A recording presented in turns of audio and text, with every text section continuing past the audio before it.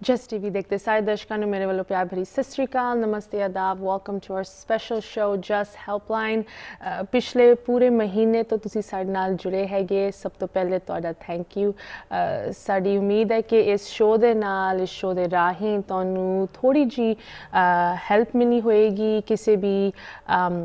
Difficult situation ਦੇ ਲਈ ਜਾਂ ਤੁਹਾਨੂੰ ਕੋਈ ਸਹਾਰਾ ਮਿਲਿਆ ਹੋਏਗਾ ਜਾਂ ਹੋਰ ਕੁਝ ਨਹੀਂ ਤਾਂ ਸਾਡੇ ਨਾਲ ਥੋੜਾ ਜਿਹਾ ਟਾਈਮ ਤੁਸੀਂ ਸਪੈਂਡ ਕਰਕੇ ਗੱਲਾਂ ਬਾਤਾਂ ਕੀਤੀਆਂ ਹੋਏਗੀ ਸੋ ਇਹਦੇ ਲਈ thank you once again for joining us but ਜਿੱਥੇ ਸਾਡੀ ਕਨਵਰਸੇਸ਼ਨ ਜ਼ਿਆਦਾਤਰ ਇਸ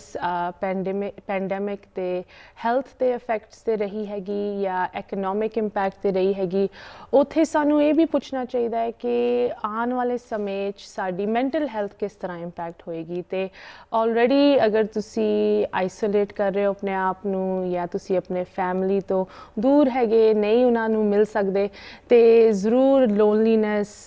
ਦਾ ਇੰਪੈਕਟ ਹੋ ਰਿਹਾ ਹੋਏਗਾ ਜੋ ਇੰਨੀ ਜ਼ਿਆਦਾ ਖਬਰਾਂ ਹਰ ਰੋਜ਼ ਨਿਕਲਦੀਆਂ ਉਹਦਾ ਸਟ੍ਰੈਸ ਤੁਹਾਨੂੰ ਇੰਪੈਕਟ ਕਰ ਰਿਹਾ ਹੋਏਗਾ ਤੇ ਇਹ ਸਾਰੀ ਚੀਜ਼ਾਂ ਤੇ ਸਾਨੂੰ ਨਜ਼ਰ ਰੱਖਣੀ ਚਾਹੀਦੀ ਹੈ ਖਿਆਲ ਰੱਖਣਾ ਚਾਹੀਦਾ ਇੱਕ ਦੂਜੇ ਦਾ ਤੇ ਆਪਣੀ ਮੈਂਟਲ ਹੈਲਥ ਦਾ ਤੇ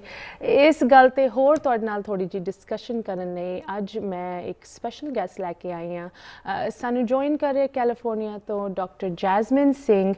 ਸਭ ਤੋਂ ਪਹਿਲੇ ਮੈਂ ਡਾਕਟਰ ਸਿੰਘ ਦਾ ਵੈਲਕਮ ਕਰਦੀ ਹਾਂ program which Dr. Singh, welcome to the program. Thank you so much. Thank you for having me. And ਸਾਰਿਆਂ ਨੂੰ ਸਤਿ ਸ਼੍ਰੀ ਅਕਾਲ। ਸਤਿ ਸ਼੍ਰੀ ਅਕਾਲ ਤੇ ਮੈਂ ਸਾਰਿਆਂ ਨੂੰ ਦੱਸਣਾ ਚਾਹੁੰਦੀ ਹਾਂ ਤੁਸੀਂ ਰੈਜ਼ੀਡੈਂਟ ਫਿਜ਼ੀਸ਼ੀਅਨ ਸਾਈਕਾਇਟਰੀ ਵਿੱਚ ਹੈਗੇ ਐਂਡ ਤੁਸੀਂ ਫ੍ਰੈਜ਼ਨੋ ਤੋਂ ਸਾਨੂੰ ਜੁਆਇਨ ਕਰ ਰਹੇ ਹੋ ਸੋ ਸਾਡੀ ਕਾਫੀ ਕਮਿਊਨਿਟੀ ਆਡੀਅנס ਕੈਲੀਫੋਰਨੀਆ ਤੋਂ ਸਾਡੇ ਨਾਲ ਜੁੜਦੇ I'm sure they are very happy to see you from that side of the coast but doctor Jasmine you know a lot of ਜੋ ਸਾਡੀ ਹਾਲੇ ਤੱਕ ਕਨਵਰਸੇਸ਼ਨ ਰਹੀ ਹੈਗੀ it's been on the physical impacts of the virus and ਕਿਸ ਤਰ੍ਹਾਂ ਇਹ ਤੁਹਾਡੀ ਸਰੀਰ ਨੂੰ ਅਫੈਕਟ ਕਰਦਾ ਹੈ ਕਿਸ ਤਰ੍ਹਾਂ ਤੁਸੀਂ ਬਿਮਾਰ ਹੋ ਜਾਂਦੇ ਹੋ ਜਾਂ ਠੀਕ ਹੋ ਸਕਦੇ ਹੋ ਜਾਂ ਠੀਕ ਰਹਿ ਸਕਦੇ ਹੋ ਬਟ ਇਹਦੇ ਕੁਝ ਅਨਸੀਨ ਇਫੈਕਟਸ ਮੈਂਟਲ ਹੈਲਥ 'ਤੇ ਵੀ ਹੋ ਰਹੇ ਹੈਗੇ ਅਤੇ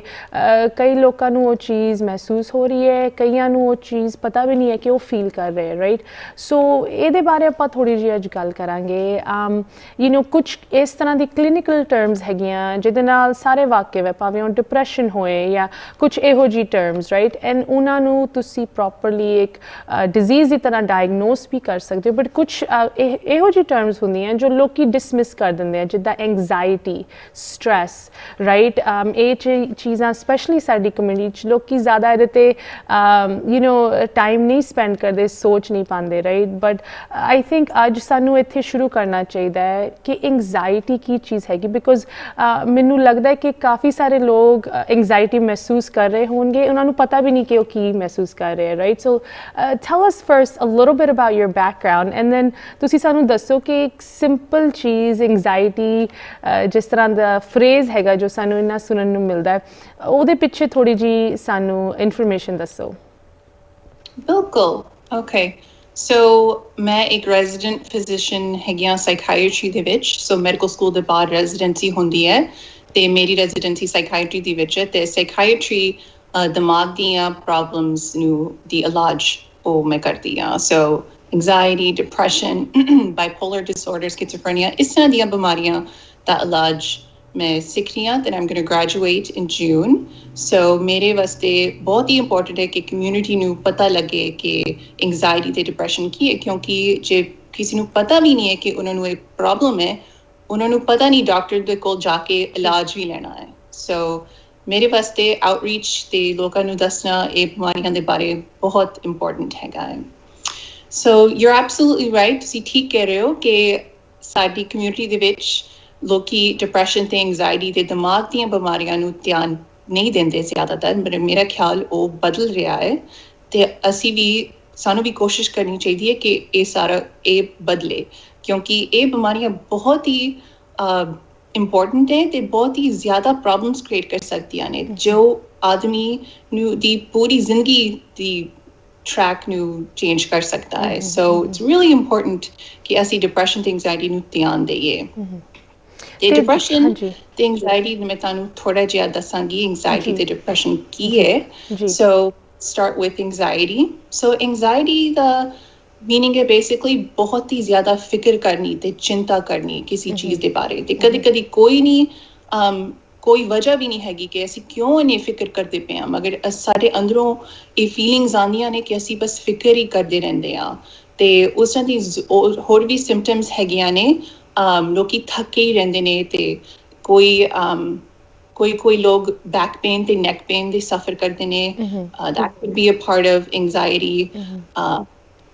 ਹੋਰ ਉਹਨਾਂ ਨੂੰ ਬਸ ਸ਼ਾਂਤੀ ਨਹੀਂ ਮਿਲਦੀ ਉਹ ਬਸ they want to walk around ਉਹ ਤੁਰਦੇ ਹੀ ਰਹਿੰਦੇ ਨੇ ਉਹਨਾਂ ਨੂੰ ਸ਼ਾਂਤੀ ਬਿਲਕੁਲ ਨਹੀਂ ਆਉਂਦੀ ਉਹ ਫਿਕਰ 'ਚ ਹੀ ਰਹਿੰਦੇ ਨੇ ਤੇ ਜੇ ਐਂਗਜ਼ਾਇਟੀ ਬਹੁਤ ਜ਼ਿਆਦਾ ਵੱਧ ਜਾਏ ਤੇ ਇਲਾਜ ਨਾ ਮਿਲੇ ਤਾਂ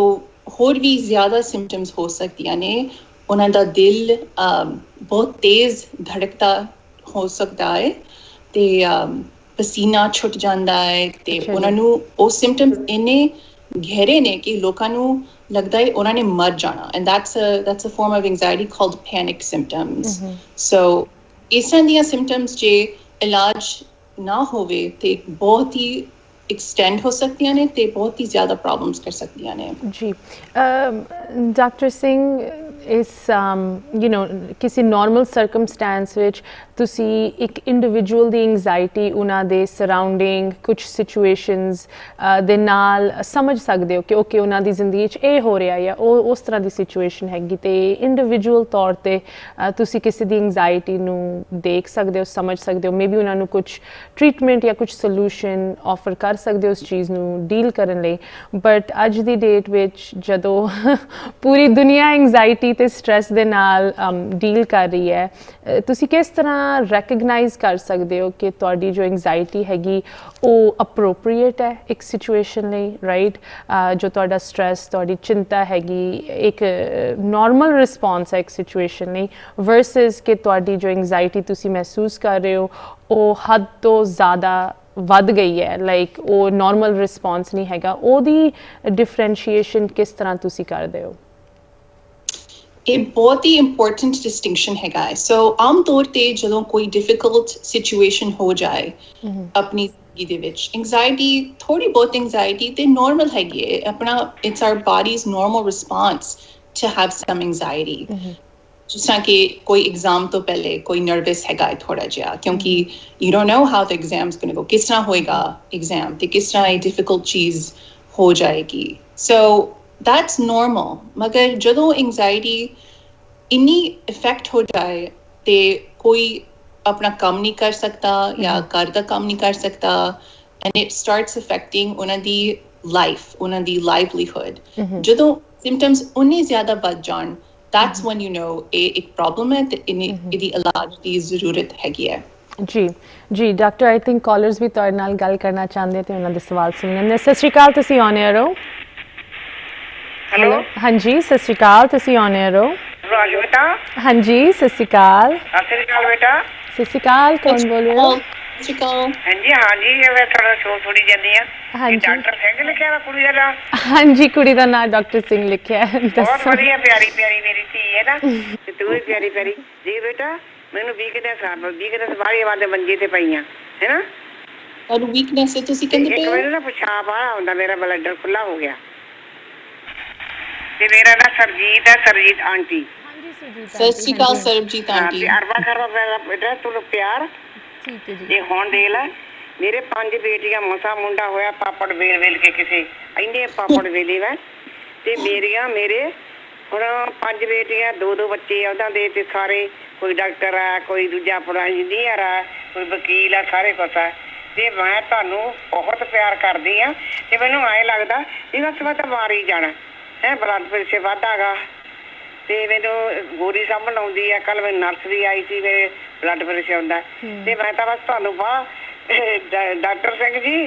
ਅਸ਼ਵਿਤਾ ਜੀ ਬਹੁਤ ਪਿਆਰ ਬੇਟਾ ਓਕੇ ਬਾਏ ਥੈਂਕ ਯੂ ਤੇ ਮੈਨੂੰ ਥੋੜੀ ਜਿਹੀ ਹੈਲਪ ਚਾਹੀਦੀ ਹੈਗੀ ਮੈਂ ਤੁਹਾਡਾ ਨੰਬਰ ਲਿਖ ਲਿਆ ਹਾਂਜੀ Surjit aunty no problem Surjit aunty ਸਾਰਾ ਦਿਨ ਮੈਂ ਗੱਲਾਂ ਸੁਣਦੀ ਹੁੰਦੀ ਆ ਪਿੱਛੇ ਦੂਜੇ ਚੈਨਲ ਤੇ ਵੀ ਸੁਣੀਆਂ ਤੇ 7 ਵਜੇ ਫਿਰ ਮੈਂ 6 ਵਜੇ ਬਾਅਦ ਚਾਹ ਬਣਾ ਕੇ ਆਉਂਦੀ ਤੇ ਫਿਰ ਮੈਂ ਕੇ ਸਿੰਘ ਦੀਆਂ ਤੇ ਦੂਜੇ ਦੀਆਂ ਆਪਣੇ ਡਾਕਟਰ ਚੱਲਦਾ ਪਰ ਚਹਾਨ ਦੀਆਂ ਖਬਰਾਂ ਦਿੰਦਾ ਤੇ ਜਿਹੜੀ ਸੇਵਨ ਦਾ ਉਹਦੀਆਂ ਵੀ ਖਬਰਾਂ ਉਹ ਕਹਿੰਦੇ ਹੁਣ ਅਸੀਂ ਅਲਵਿਦਾ ਕਹਤਾ ਤੁਹਾਨੂੰ ਜੇ ਅਸੀਂ ਡੇਲੀ ਰੋਜ਼ ਲਿਆ ਕਰਾਂਗੇ ਦੁਪਹਿਰ ਖਿੜੀ ਦੁਪਹਿਰ ਤੇ ਫਿਰ ਜੱਗੀ ਸਾਹਿਬ ਦਾ ਵੀ ਸੁਣ ਲਿਆ ਆਲੂ ਵਾਲੀ ਸੋਨੇ ਬੇਟਾ ਆਲਵਾ ਕਰਵਾ ਪਿਆਰ ਬੇਟਾ ਵਾਹਿਗੁਰੂ ਜੀ ਕਾ ਖਾਲਸਾ ਵਾਹਿਗੁਰੂ ਜੀ ਕੀ ਫਤਿਹ ਫਤਿਹ ਸੁਰਿੰਦਰ ਆਂਟੀ ਥੈਂਕ ਯੂ ਜੀ ਸੇਤਾ ਚ ਰਹੋ ਤੁਸੀਂ ਡਾਕਟਰ ਸਿੰਘ ਜਿਸ ਤਰ੍ਹਾਂ ਗੱਲ ਚੱਲ ਰਹੀ ਸੀ ਸਾਡੀ ਤੁਸੀਂ ਥੋੜਾ ਜਿਹਾ ਸਾਨੂੰ ਦੱਸ ਰਹੇ ਸੀ ਕਿ ਕੀ ਡਿਫਰੈਂਸ ਹੁੰਦਾ ਹੈ ਅਗਰ ਤੁਸੀਂ ਨਾਰਮਲ ਤਰੀਕੇ ਨਾਲ ਕਿਸੇ ਸਟ੍ਰੈਸਫੁਲ ਸਿਚੁਏਸ਼ਨ ਨੂੰ ਮਹਿਸੂਸ ਕਰ ਰਹੇ ਹੋ ਡੀਲ ਕਰ ਰਹੇ ਹੋ ਵਰਸਸ ਇੱਕ ਅਬ ਨਾਰਮਲ ਰਿਸਪੌਂਸ ਜਿਹਦੇ ਲਈ ਤੁਹਾਨੂੰ ਸ਼ਾਇਦ ਕੋਈ ਮੈਡੀਕਲ ਟਰੀਟਮੈਂਟ ਲੱਭਣਾ ਚਾਹੀਦਾ ਬਟ ਇੱਥੇ ਆਪਾਂ ਇੱਕ ਛੋਟੀ ਜਿਹੀ ਬ੍ਰੇਕ ਲਈ ਰੁਕਦੇ ਹਾਂ ਤੁਸੀਂ ਵੀ ਜੁੜੇ ਰਹੋ ਸਾਡੇ ਨਾਲ ਦਰਸ਼ਕ ਤੁਸੀਂ ਵੀ ਜੁੜੇ ਰਹੋ ਗੱਲ ਇਸੇ ਤਰ੍ਹਾਂ ਜਾਰੀ ਰਹੇਗੀ ਬ੍ਰੇਕ ਤੋਂ ਬਾਅਦ ਬ੍ਰੇਕ ਤੋਂ ਬਾਅਦ ਸਾਰਿਆਂ ਦਾ ਸਵਾਗਤ ਹੈ ਤੁਸੀਂ ਵੇਖ ਰਹੇ ਹੋ ਸਾਡਾ ਸਪੈਸ਼ਲ ਪ੍ਰੋਗਰਾਮ ਜਸਟ ਹੈਲਪਲਾਈਨ ਤੇ ਪ੍ਰੋਗਰਾਮ ਬਿਲਕੁਲ ਲਾਈਵ ਜਾ ਰਿਹਾ ਤੁਸੀਂ ਜ਼ਰੂਰ ਕਾਲ ਕਰਕੇ ਆਪਣੇ ਸਵਾਲ ਆਪਣੇ ਵਿਚਾਰ ਆਪਣੇ ਕਮੈਂਟਸ ਆਪਣਾ ਪਿਆਰ ਸਾਡੇ ਨਾਲ ਸ਼ੇਅਰ ਕਰ ਸਕਦੇ ਹੋ ਤੇ ਹੁਣ ਸਾਨੂੰ ਇੱਕ ਵਾਰੀ ਫਿਰ ਜੁਆਇਨ ਕਰਨ ਡਾਕਟਰ ਜੈਸਮਿਨ ਸਿੰਘ ਜੋ ਸਾਈਕਾਇਟਰੀ ਵਿੱਚ ਕੰਮ ਕਰਦੇ ਫ੍ਰੈਜ਼ਨੋ ਕੈਲੀਫੋਰਨੀਆ ਦੇ ਵਿੱਚ doctor Singh welcome back to the programme Thank you. ਜੀ ਡਾਕਟਰ ਜਿਸ ਤਰ੍ਹਾਂ ਸਾਡੇ ਪਹਿਲੇ ਗੱਲ ਹੋ ਰਹੀ ਸੀ ਤੁਸੀਂ ਥੋੜਾ ਜਿਹਾ ਸਾਨੂੰ ਦੱਸਿਆ ਕਿ ਐਂਜ਼ਾਈਟੀ ਕੀ ਚੀਜ਼ ਹੁੰਦੀ ਹੈ ਤੇ ਅੱਜ ਦੀ ਡੇਟ ਵਿੱਚ ਐਂਜ਼ਾਈਟੀ ਨੂੰ ਰੈਕਗਨਾਈਜ਼ ਕਰਨਾ ਕਿੰਨਾ ਇੰਪੋਰਟੈਂਟ ਹੈ ਸਾਡੇ ਲਈ ਬਿਕਾਜ਼ ਉਹ ਚੀਜ਼ ਸਿਰਫ ਦਿਮਾਗੀ ਤੌਰ ਤੇ ਨਹੀਂ ਬਟ ਫਿਜ਼ੀਕਲੀ ਵੀ ਤੁਹਾਨੂੰ ਮਹਿਸੂਸ ਹੋ ਸਕਦੀ ਹੈ ਉਹਦੇ ਜੋ ਸਿੰਪਟਮਸ ਹੈਗੇ ਬਟ ਐਂਜ਼ਾਈਟੀ ਤਾਂ ਇਸ ਤਰ੍ਹਾਂ ਦੀ ਚੀਜ਼ ਹੈ ਕਿ ਉਹ ਨਾਲ ਦੀ ਨਾਲ ਤੁਰਦੀ ਹੈ ਜਦੋਂ ਤੁਹਾਡਾ ਸਟ੍ਰੈਸਫੁਲ ਦਿਨ ਹੁੰਦਾ ਹੈ ਤੁਹਾਡੀ ਕੋਈ ਵੀ ਕੰਮ ਕਾਰਜ ਫੈਮਿਲੀ ਦੀ ਕੋਈ ਵੀ ਚਿੰਤਾ ਹੁੰਦੀ ਹੈ ਬਟ ਸਾਨੂੰ ਹੁਣ ਦੱਸੋ ਕਿ ਇਹ ਡਿਪਰੈਸ਼ਨ ਕਿਸ ਤਰ੍ਹਾਂ ਮੈਨੀਫੈਸਟ ਹੁੰਦਾ ਹੈ ਕਿਸੇ ਵੀ ਇੰਡੀਵਿਜੂਅਲ ਦੇ ਵਿੱਚ ਜਿਸ ਤਰ੍ਹਾਂ ਤੁਸੀਂ ਸਾਨੂੰ ਐਂਜ਼ਾਈਟੀ ਬਾਰੇ ਦੱਸਿਆ ਕਿ ਇੱਕ ਐਂਜ਼ਾਈਟੀ ਵਰਸਸ ਜੋ ਤੁਹਾਨੂੰ ਆਮ ਤੌਰ ਤੇ ਸਟ੍ਰੈਸ ਫੀਲ ਹੁੰਦਾ ਹੈ ਉਹਦੇ 'ਚ ਥੋੜਾ ਜਿਹਾ ਤੁਸੀਂ ਸਾਨੂੰ ਫਰਕ ਦੱਸਿਆ ਹੁਣ ਤੁਸੀਂ ਸਾਨੂੰ ਡਿਪਰੈਸ਼ਨ ਬਾਰੇ ਦੱਸੋ ਐਂਡ ਉਹਦੇ 'ਚ ਕੀ ਫਰਕ ਹੁੰਦਾ ਹੈ ਜਦੋਂ ਤੁਸੀਂ ਉੱਦਾਂ ਹੀ ਸੈਡ ਮਹਿਸੂਸ ਕਰ ਰਹੇ ਹੁੰਦੇ ਹੋ ਉੱਦਾਂ ਹੀ ਤੁਹਾਡਾ ਦਿਨ ਵਧੀਆ ਨਹੀਂ ਜਾ ਰਿਹਾ ਵਰਸਸ ਕਿ ਅਗਰ ਤੁਸੀਂ ਸੱਚੀ ਦੇ ਡਿਪਰੈਸ਼ਨ ਦੇ ਵਿੱਚ ਹੈਗੇ Yes. ਇਹ ਬਹੁਤ ਹੀ ਇੰਪੋਰਟੈਂਟ ਡਿਸਟਿੰਕਸ਼ਨ ਹੈ ਕਿ ਸਿਰਫ ਉਦਾਸ ਹੋਣਾ ਥੋੜੀ ਦੇਰ ਵਾਸਤੇ ਉਹ ਡਿਪਰੈਸ਼ਨ ਨਹੀਂ ਹੈ ਡਿਪਰੈਸ਼ਨ ਬਹੁਤ ਜ਼ਿਆਦਾ ਇਹ ਲਫ਼ਜ਼ ਯੂਜ਼ ਕਰਦੇ ਨੇ ਲੋਕੀ ਮਗਰ ਡਿਪਰੈਸ਼ਨ ਦਾ ਅਸਲੀ ਜਿਹੜੀ ਬਿਮਾਰੀ ਹੈਗੀ ਹੈ ਉਹ ਥੋੜੀ ਡਿਫਰੈਂਟ ਹੈ ਉਹ ਸਿਰਫ ਉਦਾਸ ਥੋੜੀ ਦੇਰ ਵਾਸਤੇ ਨਹੀਂ ਹੈ ਜੇ ਕੋਈ ਉਦਾਸ ਬਹੁਤ ਦੇਰ ਵਾਸਤੇ ਹੋਵੇ ਮਹੀਨੇ ਸਾਲ ਤੇ ਉਦਾਸੀ ਨਹੀਂ ਉੱਠਦੀ ਉਸ ਤਰ੍ਹਾਂ ਦੀ ਸ਼ਾਇਦ ਉਹ ਡਿਪਰੈਸਡ maybe they're depressed. ਮਗਰ ਉਹ ਉਦਾਸੀ ਦੇ ਨਾਲ ਥੋੜੇ ਹੋਰ ਵੀ ਸਿੰਪਟਮ ਦੀ ਜ਼ਰੂਰੀ ਹੈ ਇੱਕ ਡਾਇਗਨੋਸਿਸ ਬਣਾਉਣ ਵਾਸਤੇ ਫੋਰ ਐਗਜ਼ਾਮਪਲ ਜੋ ਕਿਸੇ ਨੂੰ ਸ਼ਾਇਦ ਕੋਈ ਚੀਜ਼ ਕਰਨਾ ਪਸੰਦ ਹੋਵੇ ਤੇ ਉਹਨਾਂ ਨੂੰ ਉਹ ਚੀਜ਼ ਕਰਕੇ ਉਹਨਾਂ ਨੂੰ ਪਸੰਦ ਹੈ ਲਾਈਕ ਸੇ ਡਾਂਸਿੰਗ ਜਾਂ ਨੱਚਣਾ ਕਿਸੇ ਨੂੰ ਨੱਚਣਾ ਪਸੰਦ ਹੈ ਮਗਰ ਜਦੋਂ ਡਿਪਰੈਸ਼ਨ ਹੋ ਜਾਂਦਾ ਹੈ ਉਹਨਾਂ ਨੂੰ ਨੱਚਣ ਦਾ ਕੋਈ ਸ਼ੌਂਕ ਨਹੀਂ ਹੈ ਕੋਈ ਮਜ਼ਾ ਨਹੀਂ ਮਿਲਦਾ ਕੋਈ ਖੁਸ਼ੀ ਨਹੀਂ ਮਿਲਦੀ ਨੱਚਣ ਨੂੰ ਜ਼ਿਆਦਾਤਰ ਜਦੋਂ ਕੋਈ ਡਿਪਰੈਸਡ ਹੋਵੇ ਉਹਨਾਂ ਨੂੰ ਉਹ ਕਿਸੇ ਨੂੰ ਮਿਲਣਾ ਨਹੀਂ ਚਾਹੁੰਦੇ ਬਸ ਘਰ 'ਚ ਰਹਿਣਾ ਚਾਹੁੰਦੇ ਨੇ ਕਿਸੇ ਦੇ ਨਾਲ ਗੱਲ ਨਹੀਂ ਕਰਨਾ ਚਾਹੁੰਦੇ ਐਨਰਜੀ ਜ਼ਿਆਦਾ ਨਹੀਂ ਹੁੰਦੀ ਨੀਂਦ ਕਈ ਲੋਕਾਂ ਨੂੰ ਜ਼ਿਆਦਾ ਨੀਂਦ ਚਾਹੀਦੀ ਹੈ ਤੇ ਕਈ ਲੋਕਾਂ ਨੂੰ ਘੱਟ ਨੀਂਦ ਆ ਜਾਂਦੀ ਹੈ ਜਦੋਂ ਡਿਪਰੈਸ਼ਨ ਹੋਵੇ ਕਈ ਲੋਕਾਂ ਦੀ ਭੁੱਖ ਮਿਟ ਜਾਂਦੀ ਹੈ ਤੇ ਕਈ ਲੋਕਾਂ ਨੂੰ ਜ਼ਿਆਦਾ ਭੁੱਖ ਹੋ ਜਾਂਦੀ ਹੈ ਤੇ ਹੋਰ ਖਾਂਦੇ ਨੇ ਤੇ ਉਹਦਾ ਰਿਜ਼ਲਟ ਹੈ ਕਿ ਉਹਨਾਂ ਦਾ ਵਜ਼ਨ ਵੱਧਦਾ ਹੈ ਮਗਰ ਜਿਹੜੇ ਲੋਕੀ ਨਹੀਂ ਖਾਂਦੇ ਜ਼ਿਆਦਾ ਡਿਪਰੈਸ਼ਨ ਦੇ ਵਿੱਚ ਉਹਨਾਂ ਦਾ ਵਜ਼ਨ ਘੱਟ ਜਾਂਦਾ ਹੈ ਸੋ ਬਹੁਤ ਸਾਰੀ ਡਿਫਰੈਂਟ ਸਿੰਪਟਮਸ ਹੋ ਸਕਦੇ ਨੇ ਮਗਰ ਵੈਰੀ ਇੰਪੋਰਟੈਂਟ ਹੈਗਾ ਹੈ ਕਿ ਉਹ ਜੋ ਪਸੰਦ ਕਰਦੇ ਸੀ ਉਹ ਹੁਣ ਨਹੀਂ ਪਸੰਦ ਕਰਦੇ ਤੇ ਥੱਕੇ ਹੀ ਰਹਿੰਦੇ ਨੇ ਐਂਡ ਸਭ ਤੋਂ ਡੇਂਜਰਸ ਸਿੰਪਟਮ ਡਿਪਰੈਸ਼ਨ ਦਾ ਹੈਗਾ ਹੈ ਕਿ ਉਹ ਜਦੋਂ ਡਿਪਰੈਸ਼ਨ ਬਹੁਤ ਦੇਰ ਤੱਕ ਜਾਂਦਾ ਹੈ ਤੇ ਇਲਾਜ ਨਹੀਂ ਹੁੰਦਾ ਉਸ ਟਾਈਮ ਲੋਕੀ ਮਰਨ ਦੇ ਬਾਰੇ ਸੋਚਦੇ ਨੇ ਤੇ ਉਹਨਾਂ ਨੂੰ ਲੱਗਦਾ ਹੈ ਕਿ ਜ਼ਿੰਦਗੀ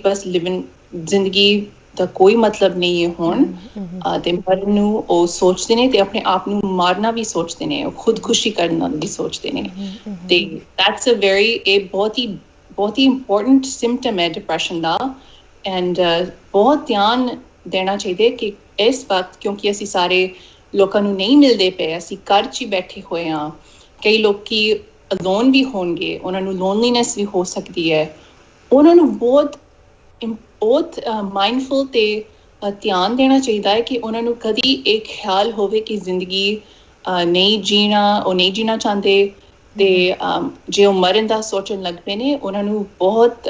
ਧਿਆਨ ਦੇਣਾ ਚਾਹੀਦਾ ਇਸ ਸਿੰਪਟਮ ਨੂੰ ਤੇ ਡਿਪਰੈਸ਼ਨ ਦਾ ਇਲਾਜ ਕਰਨਾ ਚਾਹੀਦਾ ਹੈ। ਡਾਕਟਰ ਸਿੰਘ, ਜਦੋਂ ਤੁਸੀਂ ਡਿਪਰੈਸ਼ਨ ਦੇ ਥੋੜ੍ਹੇ ਜਿਹੇ ਸਾਨੂੰ ਸਿੰਪਟਮਸ ਦੱਸਦੇ ਹੋ, ਇਟ ਸੀਮਸ ਕਿ ਕੁਝ ਚੀਜ਼ਾਂ ਇੱਕ ਦੂਜੇ ਨੂੰ ਕੰਟਰਡਿਕਟ ਕਰਦੀਆਂ, ਰਾਈਟ? ਸੋ ਆਈ ਥਿੰਕ ਇਹ ਕਾਫੀ ਡਿਫਿਕਲਟ ਹੋ ਸਕਦਾ ਹੈ ਕਿਸੇ ਆਮ ਆਦਮੀ ਲਈ ਸਮਝਣਾ ਕਿ ਮੈਨੂੰ ਹੁਣ ਡਿਪਰੈਸ਼ਨ ਮਹਿਸੂਸ ਹੋ ਰਿਹਾ ਹੈ। ਸੈਲਫ ਅਵੇਅਰਨੈਸ ਜਿੱਦਾਂ ਤੁਸੀਂ ਕਹਿ ਲੈਂਦੇ ਹੋ, ਰਾਈਟ? ਅਗਰ ਕੋਈ ਬੰਦਾ ਉਸ ਸਿਚੁਏਸ਼ਨ ਤੋਂ ਲੰਘ ਰਿਹਾ, ਉਹ ਕਿਸ ਤਰ੍ਹਾਂ ਆਪਣੇ ਆਪ ਨੂੰ ਸੈਲਫ ਡਾਇਗਨੋਸ ਕਰ ਸਕਦੇ ਆ, ਰਾਈਟ? ਬਟ ਜੋ ਤੁਸੀਂ ਇਹ ਇੱਕ ਸਾਨੂੰ ਐਗਜ਼ਾਮਪਲ ਦਿੱਤਾ ਹੈ ਮੋਟੀਵੇਸ਼ਨ ਦਾ, ਰਾਈਟ? ਕਿ ਜੋ ਚੀਜ਼ ਤੁਹਾਨੂੰ ਨਾਰਮਲੀ ਮੋਟੀਵੇਟ ਕਰਦੀ ਹੈ ਉਹ ਹੁਣ ਨਹੀਂ ਕਰਦੀ, ਰਾਈਟ? ਅਤੇ ਮੋਟੀਵੇਸ਼ਨ ਤਾਂ ਲੋਕਾਂ ਨੂੰ ਈਜ਼ੀਲੀ ਉਹਨਾਂ ਲਈ ਰੈਕਗਨਾਈਜ਼ੇਬਲ ਹੁੰਦੀ ਹੈ। ਹਰ ਇੱਕ ਬੰਦਾ ਨਾ ਵੀ ਉਹਨਾਂ ਨੂੰ ਕੰਮ ਪਸੰਦ ਹੋਏ, ਕੰਮ ਜਾਣ ਲਈ ਮੋਟੀਵੇਟਿਡ ਹੁੰਦੇ ਆ, ਬਿਕੋਜ਼ ਤੁਹਾਡੀ ਬਿੱਲ ਤੁਸੀਂ ਪੇ ਕਰਨੇ, ਰਾਈਟ? ਤੁਸੀਂ ਨਾ ਵੀ ਕੁਕਿੰਗ ਪਸੰਦ ਕਰੋ, ਬਟ ਤੁਸੀਂ ਮੋਟੀਵੇਟਿਡ ਹੁੰਦੇ ਹੋ ਕਿ ਮੈਂ ਖਾਣਾ ਤਾਂ ਖਾਣਾ ਹੀ ਹੈ, ਨਾਸ਼ਤਾ, ਡਿਨਰ, ਸੋ ਜੋ ਤੁਹਾਡੀ ਮੋਟੀਵੇਸ਼ਨ ਹੁੰਦੀ ਹੈ, ਭਾਵੇਂ ਉਹ ਤੁਹਾਡੀ ਕੋਈ ਪਸੰਦ ਕਰਕੇ ਹੋਏ ਜਾਂ ਤੁਹਾਡੀ ਨੈਸੈਸਿਟੀ ਕਰਕੇ ਹੋਏ, ਉਹ ਮੋਟੀਵੇਸ਼ਨ ਬੜੀ ਜ਼ਰੂਰੀ ਹੈਗੀ। ਬਟ ਅਗਰ ਤੁਸੀਂ ਕਲੀਨਿਕਲ ਡਿਪਰੈਸ਼ਨ ਜਿਸ ਤਰ੍ਹਾਂ ਤੁਸੀਂ ਸਾਨੂੰ ਡਿਸਕ੍ਰਾਈਬ ਕਰ ਰਹੇ ਹੋ, ਅਗਰ ਤੁਸੀਂ ਉਹਦੇ ਤੋਂ ਸਫਰ ਕਰਦੇ ਹੋ, ਇਹ ਮੋਟੀਵੇਸ਼ਨ ਮਤਲਬ ਕੋਈ ਕੈਮੀਕਲ ਕਾਰਨ ਹੈਗਾ, ਬਟ ਇਹ ਮੋਟੀਵੇਸ਼ਨ ਨਹੀਂ ਰਹਿ ਜਾਂਦੀ, right? Is that correct? Yes, ਜਦੋਂ ਡਿਪਰੈਸ਼ਨ ਹੋਵੇ ਮੋਟੀਵੇਸ਼ਨ ਬਿਲਕੁਲ ਘੱਟ ਜਾਂਦੀ ਹੈ। ਲੋਕਾਂ ਨੂੰ ਆਪਣੇ ਆਪ ਦਾ ਖਿਆਲ ਵੀ ਨਹੀਂ ਰੱਖ ਸਕਦੇ, ਉਹ ਖਾਣਾ ਬਣਾ ਨਹੀਂ ਸਕਦੇ, ਖਾ ਨਹੀਂ ਸਕਦੇ, ਕਈ ਲੋਕੀ ਨਾ ਵੀ ਨਹੀਂ ਸਕਦੇ, ਉਹ ਬਹੁਤ ਸੈਲਫ ਕੇਅਰ, ਆਪਣੇ ਆਪ ਦਾ ਖਿਆਲ ਬਿਲਕੁਲ ਨਹੀਂ ਕਰ ਸਕਦੇ। ਸੋ ਉਸ ਟਾਈਮ ਇਹ ਬਹੁਤ ਹੀ ਡੇਂਜਰਸ ਟਾਈਮ ਹੈ, ਕਿਉਂਕਿ ਮੈਂ ਕਿਹਾ, ਜਿਸ ਤਰ੍ਹਾਂ ਮੈਂ ਪਹਿਲੇ ਕਿਹਾ, ਮਰਨ ਦੇ ਖਿਆਲ ਆ ਸਕਦੇ ਨੇ at that time. So doctor, we have some more callers that ਜੋ ਤੁਹਾਡੇ ਨਾਲ ਗੱਲ ਕਰਨਾ ਚਾਹੁੰਦੇ, ਸੁਣ ਲੈਂਦੇ ਆ। ਸਤਿ ਸ਼੍ਰੀ ਅਕਾਲ, ਤੁਸੀਂ ਔਨ 에ਅਰ ਹੋ। ਹੈਲੋ, ਤੁਸੀਂ ਔਨ 에ਅਰ ਹੋ। ਹਾਂਜੀ, ਸਤਿ ਸ਼੍ਰੀ ਅਕਾਲ ਜੀ। ਮੇਰਾ ਨਾਮ ਮਨਜੀਤ ਕੌਰ ਆ ਜੀ, ਤੇ ਮੈਂ ਡਾਕਟਰ ਸਿੰਘ ਨਾਲ ਗੱਲ ਕਰਨੀ ਸੀ। ਹਾਂਜੀ, ਉਹ ਸੁਣ ਰਹੇ ਤੁਹਾਨੂੰ, ਦੱਸੋ। ਸਤਿ ਸ਼੍ਰੀ ਅਕਾਲ ਮਨਜੀਤ। ਹਾਂਜੀ, ਐਕਚੁਅਲੀ ਮੈਂ 47 ਈਅਰ ਓਲਡ ਆ। ਜਦੋਂ ਕੋਈ ਘਰ 'ਚ ਉੱਚੀ ਵੀ ਬੋਲਦਾ ਤੇ ਜਾਂ ਜਿੱਦਾਂ ਬੱਚੇ ਫਾਈਟ ਆਪਸ ਵਿੱਚ ਆਰਗੂ ਕਰਦੇ ਆ, ਤੇ ਮੇਰੇ ਇੱਕਦਮ ਚੈਸਟ ਪੇਨ ਜਿੱਦਾਂ ਸ਼ੁਰੂ ਹੁੰਦੀ ਹੈ, ਜਿੱਦਾਂ ਮੈਨੂੰ ਲੱਗਦਾ ਕਿ ਮੇਰੀ ਚੈਸਟ ਟਾਈਟ ਫੀਲ ਮੈਨੂੰ ਹੁੰਦਾ। ਕਿ ਇਹ ਵੀ ਐਂਗਜ਼ਾਇਟੀ ਦੀ ਜਾਂ ਡਿਪਰੈਸ਼ਨ ਦੀ ਸਿੰਪਟਮ ਆ? ਜੀ, very good question. Manjit Kaur ਨੇ ਪੁੱਛਿਆ। ਡਾਕਟਰ, ਤੁਸੀਂ ਸਾਨੂੰ ਦੱਸ ਰਹੇ ਸੀ ਕਿ ਐਂਗਜ਼ਾਇਟੀ ਦੇ ਈਵਨ ਦੋ ਦਿਮਾਗੀ ਬਿਮਾਰੀ ਹੁੰਦੀ ਹੈ, ਇਹਦੇ ਕੁਝ ਫਿਜ਼ੀਕਲ ਤੁਹਾਡੀ ਬਾਡੀ ਵਿੱਚ ਵੀ ਤੁਹਾਨੂੰ ਕੁਝ ਫੀਲਿੰਗਸ ਆਉਂਦੀਆਂ, ਅਤੇ ਇਹ ਜੋ ਚੈਸਟ ਪੇਨ ਕਾਲਰ ਨੇ ਪੁੱਛਿਆ, ਇਹ ਇਹਦੇ ਨਾਲ ਰਿਲੇਟਡ ਹੋ ਸਕਦੀ ਹੈ? ਇਹ ਚੈਸਟ ਪੇਨ ਹੋ ਸਕਦੀ ਹੈ ਰਿਲੇਟਡ ਉਹਦੇ ਨਾਲ। ਇੰਪੋਰਟੈਂਟ ਹੈ ਤੁਸੀਂ ਆਪਣੇ ਡਾਕਟਰ ਨੂੰ ਇਹ ਦੱਸੋ ਕਿ ਇਹ ਹੋਇਆ ਹੈ, ਉਹਨਾਂ ਨੂੰ ਤੁਹਾਡੀ ਮੈਡੀਕਲ ਹਿਸਟਰੀ ਪਤਾ ਹੈ, ਤੇ ਉਹ ਬਿਲਕੁਲ ਰੂਲ ਆਊਟ ਕਰ ਸਕਦੇ ਨੇ ਕਿ ਕੋਈ ਦਿਲ ਦੀ ਬਿਮਾਰੀ ਤੇ ਨਹੀਂ ਹੈ। ਉਹ ਵੈਰੀ ਇੰਪੋਰਟੈਂਟ ਹੈ ਤੁਸੀਂ ਇਹ ਪਹਿਲੇ ਦੇਖੋ ਕਿ ਇਹ ਕੋਈ ਮੈਡੀਕਲ ਬਿਮਾਰੀ ਨਹੀਂ ਹੈ। ਜੇ ਮੈਡੀਕਲ ਬਿਮਾਰੀ ਨਹੀਂ ਹੈ ਤੇ ਐਂਗਜ਼ਾਇਟੀ ਇਹ ਹੋ ਸਕਦਾ ਹੈ। ਸੋ ਮੇਰਾ ਖਿਆਲ ਹੈ ਤੁਸੀਂ ਆਪਣੇ ਡਾਕਟਰ ਨੂੰ ਦੱਸੋ, ਇਸ ਆਫ ਕੋਰਸ ਦੱਸੋ ਇਸ ਬਾਰੇ, ਐਂਡ ਦੈਨ ਸ਼ਾਇਦ ਜੇ ਉਹ ਦਿਲ ਦੀ ਬਿਮਾਰੀ ਹੈ ਉਹਦਾ ਇਲਾਜ ਕਰ ਸਕਦੇ ਨੇ। ਮਗਰ ਜੇ ਇਹ ਐਂਗਜ਼ਾਇਟੀ ਦਾ ਇੱਕ ਸਿੰਪਟਮ ਹੈਗਾ ਹੈ, ਉਹ ਤੁਹਾਨੂੰ ਉਸ ਦਾ ਵੀ ਇਲਾਜ ਦੇ ਸਕਦੇ ਨੇ, ਜਾਂ ਇੱਕ ਸਾਈਕਾਇਟਰਿਸਟ ਨੂੰ ਉਹ ਤੁਹਾਨੂੰ ਰੈਫਰ ਕਰ ਸਕਦੇ ਨੇ, ਤੇ ਫਿਰ ਉਹਨਾਂ ਨੂੰ ਤੁਸੀਂ ਵੀ ਦੱਸੋ ਕਿ ਤੁਹਾਨੂੰ ਇਹ ਹੋ ਰਿਹਾ ਹੈ, ਫਿਰ ਉਹਨਾਂ ਨੂੰ ਉਹ ਤੁਹਾਡੀ ਵੀ ਇਲਾਜ ਕਰ ਸਕਦੇ ਨੇ। ਇਹਦੇ ਇਲਾਜ ਦੇ ਵਿੱਚ ਡਾਕਟਰ ਸਿੰਘ ਇੱਕ ਇਹ ਵੀ ਇੰਪੋਰਟੈਂਟ ਚੀਜ਼ ਹੁੰਦੀ ਹੋਏਗੀ, ਆਮ ਸ਼ੋਰ ਤੁਸੀਂ ਸਾਨੂੰ ਦੱਸ ਸਕਦੇ ਹੋ ਕਿ ਕੀ ਕਾਰਨ ਹੈਗਾ ਕਿ ਤੁਹਾਨੂੰ ਕੋਈ ਚੀਜ਼ ਹੁੰਦੀ ਹੈ, ਰਾਈਟ? ਤੇ ਜਿਸ ਤਰ੍ਹਾਂ ਕਾਲਰ ਨੇ ਐਗਜ਼ਾਮਪਲ ਦਿੱਤਾ ਕਿ ਜਦੋਂ ਮੇਰੇ ਬੱਚੇ ਇਸ ਤਰ੍ਹਾਂ ਬਿਹੇਵ ਕਰਦੇ ਤੇ ਮੈਨੂੰ ਇੱਕਦਮ ਉਹ ਰਿਐਕਸ਼ਨ ਹੁੰਦਾ ਹੈ, ਰਾਈਟ? ਸੋ ਇਸ ਤਰ੍ਹਾਂ ਦੇ ਮਤਲਬ ਕੁਝ ਜਿੱਦਾਂ ਆਪਾਂ ਕਹਿ ਸਕਦੇ ਹਾਂ ਟ੍ਰਿਗਰਸ ਹੈਗੇ ਜਿਨ੍ਹਾਂ ਨੂੰ ਆਪਾਂ ਈਜ਼ੀਲੀ ਆਈਡੈਂਟੀਫਾਈ ਕਰ ਸਕਦੇ ਹਾਂ ਕਿ ਜਦੋਂ ਇਹ ਚੀਜ਼ ਹੁੰਦੀ ਹੈ ਤਾਂ ਮੈਨੂੰ ਇਸ ਤਰ੍ਹਾਂ ਦਾ ਮਹਿਸੂਸ ਹੁੰਦਾ ਹੈ। ਹਾਂਜੀ, ਇਟਸ ਵੈਰੀ ਇੰਪੋਰਟੈਂਟ, ਬਹੁਤ ਜ਼ਰੂਰੀ ਹੈ ਕਿ ਤੁਸੀਂ ਆਪਣੇ ਟ੍ਰਿਗਰਸ ਸਮਝੋ, ਕਿਉਂਕਿ ਜ਼ਿਆਦਾਤਰ ਐਂਗਜ਼ਾਇਟੀ ਜਾਂ ਡਿਪਰੈਸ਼ਨ ਦੇ ਸਟਾਰਟ ਵਿਦ ਜਦੋਂ ਕੁਝ ਹੋਏ,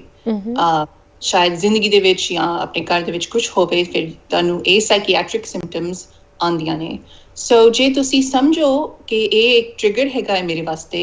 ਫਿਰ ਤੁਸੀਂ ਉਹ ਟ੍ਰਿਗਰ ਨੂੰ ਅਵੋਇਡ ਕਰ ਸਕਦੇ ਹੋ, ਤੇ ਫਿਰ anxiety that's a type a way to decrease your anxiety, ਉਹਦੀ ਫਿਰ ਤੁਸੀਂ ਉਹ ਸਿੰਪਟਮ ਸ਼ਾਇਦ ਨਹੀਂ ਹੋਏਗਾ। right that is one type of way to treat it। ਮਗਰ ਜੇ ਇੱਕ ਕਦੀ ਟ੍ਰਿਗਰ ਨਹੀਂ ਸਮਝ ਆਉਂਦਾ ਤੇ ਨਹੀਂ ਰੈਕਗਨਾਈਜ਼ ਕਰ ਸਕਦੇ ਲੋਕੀ, ਫਿਰ then at that time ਫਿਰ ਤੁਹਾਨੂੰ ਦਵਾਈ ਤੇ talk therapy ਦੀ ਸ਼ਾਇਦ ਜ਼ਰੂਰਤ ਹੋਏਗੀ। ਜੀ ਡਾਕਟਰ ਜੈਸਮਿਨ ਸਿੰਘ, ਆਪਾਂ ਇੱਥੇ ਇੱਕ ਹੋਰ ਛੋਟੀ ਜਿਹੀ ਬ੍ਰੇਕ ਲਈ ਰੁਕਦੇ ਹਾਂ। ਤੁਸੀਂ ਸਾਡੇ ਨਾਲ ਇਸੇ ਤਰ੍ਹਾਂ ਜੁੜੇ ਰਹੋ, ਵਿਊਅਰਸ ਤੁਸੀਂ ਵੀ ਜੁੜੇ ਰਹੋ, ਗੱਲ ਜਾਰੀ ਰਹੇਗੀ ਬ੍ਰੇਕ ਤੋਂ ਉਸ ਪਾਰ। ਬ੍ਰੇਕ ਤੋਂ ਬਾਅਦ ਸਾਰਿਆਂ ਦਾ ਸਵਾਗਤ ਹੈ। ਤੁਸੀਂ ਵੇਖ ਰਹੇ ਹੋ ਜਸਟ ਹੈਲਪਲਾਈਨ ਤੇ ਗੱਲ ਹੋ ਰਹੀ ਹੈ ਡਾਕਟਰ ਜੈਸਮਿਨ ਸਿੰਘ ਦੇ ਨਾਲ, ਜੋ ਫ੍ਰੈਜ਼ਨੋ ਕੈਲੀਫੋਰਨੀਆ ਵਿੱਚ ਸਾਈਕਾਇਟਰੀ ਵਿੱਚ ਕੰਮ ਕਰਦੇ ਹੈ। Doctor Singh, welcome back to the programme. Doctor, ਤੁਸੀਂ ਕਾਫੀ ਸਾਰੀ ਸਾਨੂੰ ਡੀਟੇਲਸ ਦੱਸੀਆਂ ਐਂਗਜ਼ਾਇਟੀ ਤੇ ਡਿਪਰੈਸ਼ਨ ਬਾਰੇ, ਕਿਸ ਤਰ੍ਹਾਂ ਇੱਕ ਆਮ ਆਦਮੀ ਰੈਕਗਨਾਈਜ਼ ਕਰ ਸਕਦਾ ਹੈ ਕਿ ਸ਼ਾਇਦ ਉਹਨਾਂ ਨੂੰ ਇਸ ਤਰ੍ਹਾਂ ਦੀ ਕੋਈ ਫੀਲਿੰਗਸ, ਕੋਈ ਚੀਜ਼ ਮਹਿਸੂਸ ਹੋ ਰਹੀ ਹੋਏਗੀ, and hopefully they are able to get help. But once again ਇਹ ਤਾਂ ਚਲੋ ਨਾਰਮਲ ਸਰਕਮਸਟੈਂਸ ਦੀ ਗੱਲ ਹੋ ਗਈ, ਰਾਈਟ? ਇਹ ਚੀਜ਼ ਦੇ ਨਾਲ ਲੋਕੀ ਹਰ ਰੋਜ਼ ਸਫਰ ਕਰਦੇ ਆ, ਬਟ ਅੱਜ ਦੀ ਡੇਟ ਵਿੱਚ ਜਦੋਂ ਇੰਨੀ ਅਬ ਨਾਰਮਲ ਸਿਚੁਏਸ਼ਨ ਚੱਲ ਰਹੀ ਹੈ, ਯੂ ਨੋ ਇਹ ਚੀਜ਼ ਕੋਈ ਐਗਜ਼ੈਜਰੇਟਿਡ ਸਟੇਟਮੈਂਟ ਨਹੀਂ ਹੋਏਗੀ ਅਗਰ ਆਪਾਂ ਕਹਿੰਦੇ ਆ ਕਿ ਹਰ ਇੱਕ ਬੰਦੇ ਨੂੰ ਐਂਗਜ਼ਾਇਟੀ, ਹਰ ਇੱਕ ਬੰਦੇ ਨੂੰ ਇੱਕ ਲੈਵਲ ਆਫ ਡਿਪਰੈਸ਼ਨ ਫੀਲ ਹੋ ਰਿਹਾ ਹੈ, ਗ੍ਰੀਫ ਫੀਲ ਹੋ ਰਿਹਾ ਹੈ, ਸਪੈਸ਼ਲੀ ਜੋ ਲੋਕੀ ਹਾਰਡ ਹਿੱਟ ਏਰੀਆਜ਼ ਵਿੱਚ ਰਹਿੰਦੇ ਆ, ਜਿਨ੍ਹਾਂ ਦੀ ਕਮਿਊਨਿਟੀਜ਼ ਬਹੁਤ ਸਫਰ ਕਰ ਰਹੀਆਂ ਇਸ ਵੇਲੇ ਪੈਂਡੈਮਿਕ ਕਰਕੇ, ਤੇ ਉਹਨਾਂ ਨੂੰ ਵੱਖ-ਵੱਖ ਇਸ ਤਰ੍ਹਾਂ ਦੇ ਦਿਮਾਗੀ ਇਸ਼ੂਜ਼ ਜ਼ਰੂਰ ਮਹਿਸੂਸ ਹੋ ਰਹੇ ਹੋਣਗੇ। ਤੇ ਥੋੜ੍ਹਾ ਜਿਹਾ ਸਾਨੂੰ ਦੱਸੋ, ਇੱਕ ਤਾਂ ਯੂ ਨੋ ਕੋਈ ਸਾਡੇ ਕੋਲ ਆਪਸ਼ਨ ਹੈਗਾ ਇਸ ਟਾਈਮ ਦੇ ਵਿੱਚ ਇਸ ਤਰ੍ਹਾਂ ਦੀ ਫੀਲਿੰਗਸ ਨੂੰ ਮੈਨੇਜ ਕਰਨ ਲਈ, ਰਾਈਟ? ਆਫ ਕੋਰਸ ਅਗਰ ਕਿਸੇ ਦੀ ਪਹਿਲੇ ਨਹੀਂ ਰਿਲੇਸ਼ਨਸ਼ਿਪ ਹੈਗੀ ਕਿਸੇ ਸਾਈਕਾਇਟਰਿਸਟ ਦੇ ਨਾਲ ਜਾਂ ਇਸ ਤਰ੍ਹਾਂ ਦੇ ਹੈਲਥ ਕੇਅਰ ਪ੍ਰੋਫੈਸ਼ਨਲ ਦੇ ਨਾਲ, ਸ਼ਾਇਦ ਉਹ ਅੱਜ ਇਹ ਨਈ ਰਿਲੇਸ਼ਨਸ਼ਿਪ ਨਾ ਬਣਾਉਣ, right? Maybe down the road, but ਅੱਜ ਦੀ ਡੇਟ ਵਿੱਚ ਕੀ ਆਪਸ਼ਨਸ ਹੈਗੇ? ਯੂ ਨੋ ਅਗਰ ਤੁਸੀਂ ਰੈਗੂਲਰ ਹੈਗੇ and you just trying to deal with this problem, ਕਿਸ ਤਰ੍ਹਾਂ ਤੁਸੀਂ ਆਪਣੀ ਇਨ ਫੀਲਿੰਗਸ ਨੂੰ ਮੈਨੇਜ ਕਰ ਸਕਦੇ ਹੋ? ਸੋ ਜਿਹੜਾ ਸਾਡਾ ਇਹ ਪੈਂਡੈਮਿਕ ਚੱਲ ਰਿਹਾ ਹੈ COVID-19 ਦਾ, ਸਾਨੂੰ ਡਾਕਟਰਸ ਨੂੰ, ਪੂਰੀ ਦੁਨੀਆ ਦੇ ਡਾਕਟਰਸ ਨੂੰ, ਰਿਸਰਚਰਸ ਨੂੰ ਪਤਾ ਨਹੀਂ ਇਹ ਕਿਸ ਤਰ੍ਹਾਂ ਦੀ ਇਲਾਜ ਕਰਨਾ ਹੈ, ਕਿਉਂ ਇਨੀ how it's spreading so fast, ਇਨੇ ਲੋਕਾਂ ਨੂੰ ਮਾਰਦਾ ਪਿਆ ਹੈ। ਸੋ ਇੰਨਾ ਜ਼ਿਆਦਾ ਅਨਨੋਨ ਹੈ ਸਾਰਿਆਂ ਵਾਸਤੇ, ਡਾਕਟਰਸ, ਰਿਸਰਚਰਸ ਤੇ ਆਮ ਲੋਕਾਂ ਵਾਸਤੇ। ਇਟਸ ਸੋ ਮਚ ਅਨਨੋਨ, ਤੇ ਜਦੋਂ ਸਾਨੂੰ ਅਨਨੋਨ ਹੈਗਾ ਹੈ, ਸਾਨੂੰ ਫਿਰ ਐਂਗਜ਼ਾਇਟੀ ਬਹੁਤ ਜ਼ਿਆਦਾਤਰ ਆਉਂਦੀ ਹੈ। ਈਵਨ ਇਫ ਜੇ ਪਹਿਲੇ ਵੀ ਨਹੀਂ ਹੋਵੇ ਐਂਗਜ਼ਾਇਟੀ, ਉਹ ਤੁਹਾਨੂੰ ਹੁਣ ਐਂਗਜ਼ਾਇਟੀ ਹੋ ਸਕਦੀ ਹੈ। ਸੋ ਮੇਰਾ ਪਹਿਲਾ ਸੁਜੈਸ਼ਨ ਹੈ ਕਿ ਅਸੀਂ ਬਸ ਐਕਸੈਪਟ ਕਰੀਏ ਕਿ ਇਹ ਸਿਚੁਏਸ਼ਨ ਅਸੀਂ ਕੰਟਰੋਲ ਨਹੀਂ ਕਰ ਸਕਦੇ। ਓਕੇ, ਸਾਨੂੰ ਕਈ ਵਾਰ ਜ਼ਿੰਦਗੀ 'ਚ ਸਿਚੁਏਸ਼ਨਸ ਆਉਂਦੀਆਂ ਨੇ ਜਿਹੜੇ ਅਸੀਂ ਕੰਟਰੋਲ ਕਰ ਸਕਦੇ ਹਾਂ, ਮਗਰ ਇਸ ਤਰ੍ਹਾਂ ਦੀ ਇੱਕ ਗਲੋਬਲ ਸਿਚੁਏਸ਼ਨ ਹੋ ਗਈ ਹੈ ਜੋ ਬਿਲਕੁਲ ਸਾਡੀ ਕੰਟਰੋਲ ਦੇ ਵਿੱਚ ਨਹੀਂ ਹੈ। ਤੇ ਫਿਰ ਅਸੀਂ ਆਪਣੇ ਆਪ ਨੂੰ ਉਹ ਰਿਮਾਈਂਡ ਕਰੀਏ ਕਿ ਜਦੋਂ ਅਸੀਂ ਬਹੁਤ ਹੀ ਐਂਕਸ਼ੀਅਸ ਹੋ ਜਾਈਏ ਕਿ ਇਹ ਹੋ ਸਕਦਾ ਹੈ, ਉਹ ਹੋ ਸਕਦਾ ਹੈ, ਮਗਰ ਤੁਸੀਂ ਬਸ ਸੋਚੋ ਕਿ ਇਹ ਆਪਣੇ ਕੰਟਰੋਲ ਵਿੱਚ ਨਹੀਂ ਹੈ, ਤੇ ਫਿਰ ਅਸੀਂ ਬਸ ਜੋ ਅਸੀਂ ਕਰ ਸਕਦੇ ਹਾਂ ਅਸੀਂ ਉਹ ਕਰੀਏ। ਐਂਡ ਦੈਟ ਇਜ਼ ਕਰੋ, ਆਪਣੇ ਹੱਥ ਧੋਵੋ, and take care of your elders or ਜਿਹਨਾਂ ਨੂੰ medical problems ਹੈਗੀਆਂ ਨੇ। So that's one tip I would give. ਤੁਸੀਂ ਜਦੋਂ ਅਸੀਂ ਕੰਮ ਨਹੀਂ ਕਰਦੇ ਪਏ, ਜ਼ਿਆਦਾ ਲੋਕੀ ਘਰ ਬੈਠੇ ਹੋਏ ਨੇ, ਤੁਸੀਂ healthy living practices ਕਰੋ। ਜ਼ਿਆਦਾਤਰ ਨਿਊਜ਼ ਦੇ ਵਿੱਚ ਆਇਆ ਹੈ ਕਿ alcohol ਤੇ ਸ਼ਰਾਬ ਦੀਆਂ sales increase ਹੋ ਰਹੀਆਂ ਨੇ ਪੈਂਡੈਮਿਕ ਦੇ ਟਾਈਮ। ਸੋ ਮੇਰਾ ਖਿਆਲ ਹੈ ਤੁਸੀਂ ਇਸ ਤਰ੍ਹਾਂ ਦੀਆਂ ਚੀਜ਼ਾਂ ਨਾ ਕਰੋ, ਕਿਉਂਕਿ ਫਿਰ ਇਹ ਤੁਹਾਨੂੰ ਪੈਂਡੈਮਿਕ ਤੋਂ ਬਾਅਦ ਪ੍ਰੋਬਲਮਸ ਹੋ ਸਕਦੀਆਂ ਨੇ। ਐਡਿਕਸ਼ਨ ਮੀਨਿੰਗ ਤੁਸੀਂ ਉਹ ਚੀਜ਼ ਛੱਡ ਨਹੀਂ ਸਕਦੇ, ਸ਼ਰਾਬ ਛੱਡ ਨਹੀਂ ਸਕਦੇ, ਇਹ ਹੋ ਸਕਦਾ ਹੈ। ਸੋ ਤੁਸੀਂ ਬਸ ਚੰਗੀ ਚੀਜ਼ਾਂ ਖਾਵੋ, have enough sleep, enough ਨੀਂਦ, ਤੁਸੀਂ ਨੀਂਦ ਆਪਣੀ ਪੂਰੀ ਕਰੋ, ਤੇ ਥੋੜੀ ਬਹੁਤ ਐਕਸਰਸਾਈਜ਼ ਵੀ ਕਰੋ। ਇਹ ਬਹੁਤ ਹੀ ਇੰਪੋਰਟੈਂਟ ਹੈ ਐਂਗਜ਼ਾਇਟੀ ਵਾਸਤੇ। ਐਕਸਰਸਾਈਜ਼ ਬਹੁਤ ਸਾਰੀਆਂ ਸਟੱਡੀਜ਼ ਨੇ ਸ਼ੋ ਕੀਤਾ ਹੈ ਕਿ ਐਂਗਜ਼ਾਇਟੀ ਇੱਕ ਗ੍ਰੇਟ ਇਲਾਜ ਹੈ ਐਂਗਜ਼ਾਇਟੀ ਤੇ ਡਿਪਰੈਸ਼ਨ ਦੇ ਵਾਸਤੇ। So that's very important to do. ਜੀ ਡਾਕਟਰ ਸਿੰਘ, once again ਸਾਨੂੰ ਮੈਂ ਜ਼ਰੂਰ ਚਾਹੁੰਦੀ ਹਾਂ ਕਿ ਤੁਸੀਂ ਸਾਨੂੰ ਐਡਵਾਈਸ ਥੋੜ੍ਹੀ ਸਪੈਸੀਫਿਕ ਇੰਡੀਵਿਜੂਅਲਸ ਲਈ ਵੀ ਅਗਰ ਦੇ ਸਕਦੇ ਹੋ ਜ਼ਰੂਰ ਪ੍ਰੋਵਾਈਡ ਕਰੋ, ਜਿੱਥੇ ਅਗਰ ਤੁਸੀਂ normal day to day life ਦੇ ਵਿੱਚ ਤੁਸੀਂ ਇੱਕ ਮਿਕਸਡ ਫੈਮਿਲੀ ਦੇ ਵਿੱਚ ਰਹਿ ਰਹੇ ਹੋ, ਉਹਦੇ 'ਚ ਵੱਖ-ਵੱਖ ਫੈਮਿਲੀ ਮੈਂਬਰਸ ਦੇ ਡਿਫਰੈਂਟ ਰਿਸਪੋਂਸਿਬਿਲਿਟੀਜ਼ ਹੁੰਦੀਆਂ, ਰਾਈਟ? ਅਤੇ ਜੋ head of the house hold ਹੁੰਦਾ ਹੈ, ਰਾਈਟ, ਉਹਨਾਂ ਦੀ ਰਿਸਪੌਂਸਿਬਿਲਿਟੀਜ਼, ਉਹਨਾਂ ਦੇ ਜੋ ਓਬਲੀਗੇਸ਼ਨਸ ਹੁੰਦੀਆਂ ਫੈਮਿਲੀ ਦੇ ਲਈ, ਉਹ ਵੱਖਰੀਆਂ ਹੁੰਦੀਆਂ, ਉਹਨਾਂ ਦੇ ਸਿਰ 'ਤੇ ਸਟ੍ਰੈਸ ਵੀ ਵੱਖਰਾ ਹੁੰਦਾ ਹੈ, ਰਾਈਟ। ਤੇ ਅੱਜ ਦੀ ਡੇਟ ਵਿੱਚ ਇੱਕ ਕ੍ਰਾਈਸਿਸ ਸਿਰਫ ਹੈਲਥ ਕ੍ਰਾਈਸਿਸ ਦੀ, ਇਕਨੋਮਿਕ ਕ੍ਰਾਈਸਿਸ ਵੀ ਹੈਗੀ। ਤੇ ਜੋ ਲੋਕੀ ਸਫਰ ਕਰ ਰਹੇ, ਜਿਨ੍ਹਾਂ ਦਾ ਰੋਲ ਹੀ ਇੱਕ ਫੈਮਿਲੀ ਦੇ ਵਿੱਚ ਕੰਟਰੋਲ ਕਰਨ ਦਾ ਹੈਗਾ ਤੇ ਸਾਰਿਆਂ ਦਾ ਖਿਆਲ ਰੱਖਣ ਦਾ ਹੈਗਾ, ਉਹ ਅੱਜ ਉਹ ਚੀਜ਼ ਨੂੰ ਬਿਲਕੁਲ ਨਹੀਂ ਕੰਟਰੋਲ ਕਰ ਪਾ ਰਹੇ। ਸ਼ਾਇਦ ਉਹਨਾਂ ਨੂੰ ਇਹ ਵੀ ਨਹੀਂ ਪਤਾ ਕਿ ਕੱਲ ਉਹਨਾਂ ਦੇ ਬਿਲਸ ਕਿਸ ਤਰ੍ਹਾਂ ਪੇ ਹੋਣਗੇ, ਉਹਨਾਂ ਦੀ ਫੈਮਿਲੀ ਦਾ ਗੁਜ਼ਾਰਾ ਕਿਸ ਤਰ੍ਹਾਂ ਹੋਏਗਾ, ਜੌਬ ਉਹਨਾਂ ਦੀ ਹੋਏਗੀ ਜਾਂ ਨਹੀਂ। ਤੇ ਇਸ ਤਰ੍ਹਾਂ ਦੀ ਸਿਚੁਏਸ਼ਨ ਵਿੱਚ ਜੋ ਇਹ ਸਪੈਸੀਫਿਕਲੀ ਜਿੱਦਾਂ head of the households individuals ਹਨ, ਉਹ ਕੀ ਕਰ ਸਕਦੇ ਹੈ? You know, I know that this is very specific advice, but ਇਸ ਤਰ੍ਹਾਂ ਦੀ ਜੋ ਇੰਡੀਵਿਜੂਅਲਸ ਹਨ ਉਹਨਾਂ 'ਤੇ ਹੋਰ ਵੀ ਇੰਟੈਂਸ ਪ੍ਰੈਸ਼ਰ ਹੈ, ਰਾਈਟ। ਬਟ ਸਿਚੁਏਸ਼ਨ ਤਾਂ ਸਾਰਿਆਂ ਲਈ ਸੇਮ ਹੈ, no one has any answers, but ਉਹਨਾਂ ਲਈ ਸਾਡੇ ਕੋਲ ਕੀ ਆਪਸ਼ਨਸ ਹੈਗੇ? So, you know, job the loss ਇਹ ਬਹੁਤ ਲੋਕਾਂ ਨੂੰ ਹੋਇਆ ਹੈ। ਤੇ ਜਦੋਂ ਵੀ ਆਮ ਤੌਰ ਤੇ ਜਦੋਂ ਵੀ ਜੌਬ ਦਾ ਲਾਸ ਹੋਵੇ, ਲੋਕੀ ਐਂਜ਼ਾਈਟੀ ਤੇ ਡਿਪਰੈਸ਼ਨ ਤੇ ਤੋਂ ਗੁਜ਼ਰ ਸਕਦੇ ਨੇ। ਓਕੇ, ਸੋ ਜਿਹੜਾ head of the house hold ਹੈ, ਉਹਨਾਂ ਨੂੰ ਸਟਰੋਂਗ ਤੇ ਸਟਰਕਚਰਡ ਤੇ ਕੰਟਰੋਲ ਰੱਖਣਾ, ਇਹ ਹਿਸਟੋਰਿਕਲੀ ਉਹਨਾਂ ਦਾ ਰੋਲ ਹੋ ਗਿਆ, that's how it is। ਮਗਰ ਮੇਰਾ ਖਿਆਲ ਹੈ ਕਿਉਂਕਿ ਇਹ ਸਿਚੁਏਸ਼ਨ ਇੰਨੀਆਂ ਲੋਕਾਂ ਨੂੰ ਹੋ ਰਹੀ ਹੈ, ਮੇਰੇ ਖਿਆਲ ਹੈ ਤੁਸੀਂ ਬਸ ਓਪਨਲੀ ਗੱਲ ਕਰੋ, ਤੁਸੀਂ ਸ਼ੇਅਰ ਕਰੋ ਆਪਣੀ ਦਿਲ ਦੀ ਗੱਲ ਕਿ ਤੁਹਾਨੂੰ ਕੀ ਟੈਨਸ਼ਨ ਦੇ ਰਿਹਾ ਹੈ। ਕਿਉਂਕਿ ਜਦੋਂ ਤੁਸੀਂ ਉਹਦੇ ਬਾਰੇ ਗੱਲ ਨਾ ਕਰੋ ਤੇ ਬਸ ਅੰਦਰ ਹੀ ਰੱਖੋ, that can increase anxiety symptoms, anxiety ਤੇ depression ਦੇ symptom ਵੱਧ ਸਕਦੇ ਨੇ। ਮਗਰ ਜਦੋਂ ਤੁਸੀਂ ਆਪਣਾ ਦੁੱਖ ਕਿਸੇ ਦੇ ਨਾਲ ਸ਼ੇਅਰ ਕਰੋ, ਤਾਂ ਕਿ like a friend or a family member ਜਾਂ ਹਸਬੈਂਡ ਤੇ ਵਾਈਫ, ਉਹਨਾਂ ਦੇ ਵਿੱਚ ਗੱਲ ਹੋਣੀ ਚਾਹੀਦੀ ਹੈ ਕਿ ਸਿਚੁਏਸ਼ਨ ਕੀ ਹੈ, ਫਾਈਨੈਂਸ਼ੀਅਲ ਸਿਚੁਏਸ਼ਨ ਕੀ ਹੈ। ਤੇ ਕਦੀ ਯੂ ਨੋ ਮੇਬੀ ਸਾਡੇ ਕਲਚਰ ਦੇ ਵਿੱਚ ਇਸ ਤਰ੍ਹਾਂ ਦੀ ਓਪਨਲੀ ਗੱਲ ਕਰਨ ਦਾ ਫੈਸ਼ਨ ਨਹੀਂ ਹੈ। ਮਗਰ ਮੇਰਾ ਖਿਆਲ ਹੈ ਜੇ ਤੁਸੀਂ ਦਿਮਾਗੀ ਤੌਰ ਤੇ ਦਿਮਾਗ ਦੀਆਂ ਪ੍ਰੋਬਲਮਸ ਦੇ ਬਾਰੇ ਸੋਚੋ, ਤਾਂ ਇਹ ਬਹੁਤ ਹੀ ਇੰਪੋਰਟੈਂਟ ਹੈ ਕਿ ਆਪਣੀ ਅੰਦਰ ਦੀ ਗੱਲ ਤੁਸੀਂ ਕਿਸੇ ਨੂੰ ਦੱਸੋ। ਤੇ ਸ਼ਾਇਦ ਉਹਨਾਂ ਨੂੰ ਕੋਈ ਆਈਡੀਆ ਹੋਏ ਤੁਹਾਨੂੰ ਕਿਸ ਤਰ੍ਹਾਂ ਹੈਲਪ ਕਰ ਸਕਦੇ ਨੇ। ਜੇ ਉਹਨਾਂ ਨੂੰ ਪਤਾ ਵੀ ਨਹੀਂ ਕਿ ਤੁਹਾਡੇ ਉੱਤੇ ਕੀ ਗੁਜ਼ਰ ਰਹੀ ਹੈ, ਉਹ ਕਿਸ ਤਰ੍ਹਾਂ ਤੁਹਾਡੀ ਹੈਲਪ ਕਰ ਸਕਦੇ ਨੇ। ਤਾਂ ਮੇਰਾ ਖਿਆਲ ਹੈ ਅਸੀਂ ਓਪਨਲੀ ਗੱਲ ਕਰੀਏ, ਆਪਣਾ ਦੁੱਖ ਸ਼ੇਅਰ ਕਰੀਏ,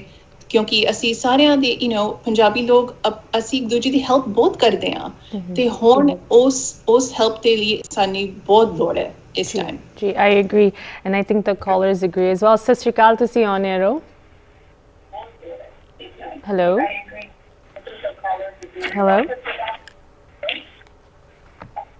ਹੈਲੋ, ਤੁਸੀਂ ਲਾਈਵ ਹੈਗੇ।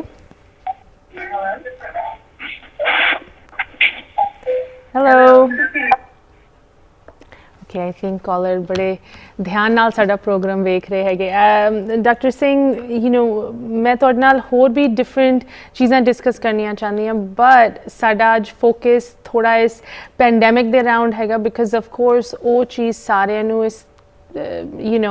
ਲੈਵਲ ਤੇ ਅਫੈਕਟ ਕਰ ਰਹੀ ਹੈ that ਕੋਈ ਵੀ ਗੱਲ ਉਹਦੇ ਤੋਂ ਹਟ ਕੇ ਨਹੀਂ ਹੋ ਰਹੀ ਅਨਫੋਰਚੂਨੇਟਲੀ। ਬਟ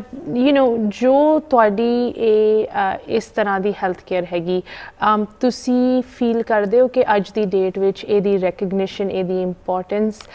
ਇੱਕ ਓਵਰਆਲ ਇੰਡੀਵਿਜੂਅਲ ਦੇ ਵੈਲ ਬੀਇੰਗ ਦੇ ਵਿੱਚ ਜ਼ਿਆਦਾ ਮਹਿਸੂਸ ਹੋ ਰਹੀ ਹੈ, ਜ਼ਿਆਦਾ ਐਕਸੈਪਟਡ ਹੈਗੀ, ਜਾਂ ਤੁਹਾਨੂੰ ਲੱਗਦਾ ਅੱਜ ਵੀ ਤੁਸੀਂ ਸਟਰਗਲ ਕਰ ਰਹੇ ਹੋ to get people to understand, specially South Asian community ਵਿੱਚ, ਕਿ ਕਿੰਨੀ ਇੰਪੋਰਟੈਂਟ ਹੈਗੀ ਮੈਂਟਲ ਹੈਲਥ? ਮੇਰਾ ਖਿਆਲ ਹੁਣ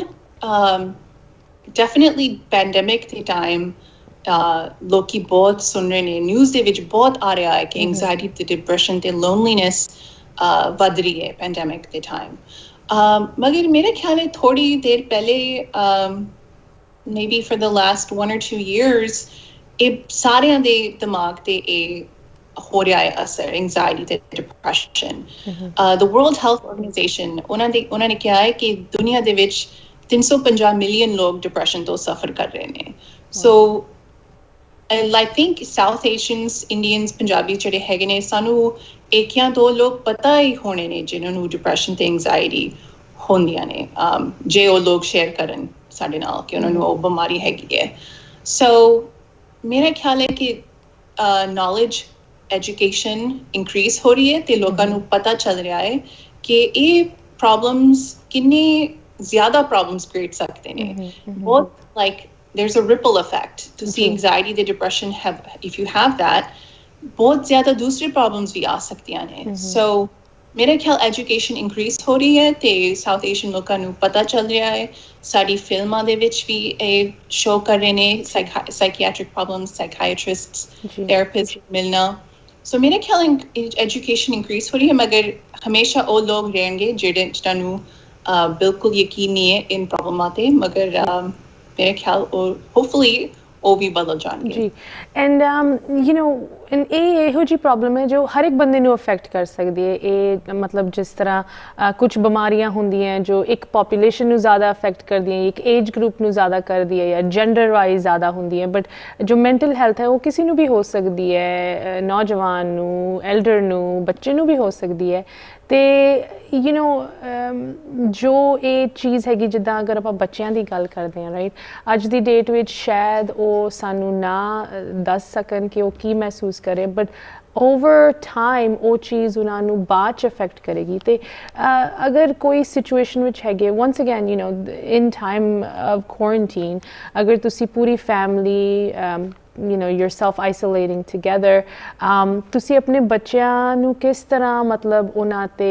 ਨਜ਼ਰ ਰੱਖ ਸਕਦੇ ਹੋ to see ਕਿ ਉਹਨਾਂ ਨੂੰ ਕੋਈ ਚੀਜ਼ ਮੈਂਟਲੀ ਬੋਦਰ ਤਾਂ ਨਹੀਂ ਕਰ ਰਹੀ ਕੋਈ ਇੰਡੀਕੇਟਰਸ ਸਾਡੇ ਪੇਰੈਂਟਸ ਲਈ ਤਾਂ ਕਿ ਉਹ ਆਪਣੇ ਬੱਚਿਆਂ ਦਾ ਖਿਆਲ ਰੱਖ ਸਕਣ ਮੈਂਟਲੀ ਉਹਨਾਂ ਦੀ ਮੈਂਟਲ ਹੈਲਥ ਦੇ ਤੌਰ ਤੇ ਇਹ ਬਹੁਤ ਹੀ ਇੰਪੋਰਟੈਂਟ ਹੈ ਕਿ ਪੇਰੈਂਟਸ ਆਪਣੇ ਬੱਚਿਆਂ ਦਾ ਧਿਆਨ ਰੱਖਣ ਪਰ ਸਪੈਸ਼ਲੀ ਉਹਨਾਂ ਦੇ ਮੈਂਟਲ ਹੈਲਥ ਦੇ ਬਾਰੇ ਸੋਚਣ ਸੋ